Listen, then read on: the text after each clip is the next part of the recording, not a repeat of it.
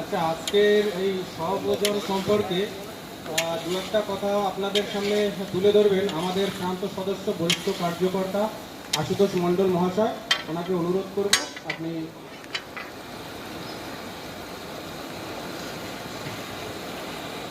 একটা কাজ করবি, তাই না? খোয়াকিটাকে একটু গুঁড়ো করে রাখ, এটা একটু গুঁড়ো করে রাখ। খোয়াকি মাংসের উপরে পড়বে। এটা আজকে সহভোজন তো অনেকে পিকনিক চাইছে হবে, তাই তো? কিন্তু আমরা পিকনিক করি না। কি করি আমরা? সহভোজন করি আমরা কেন?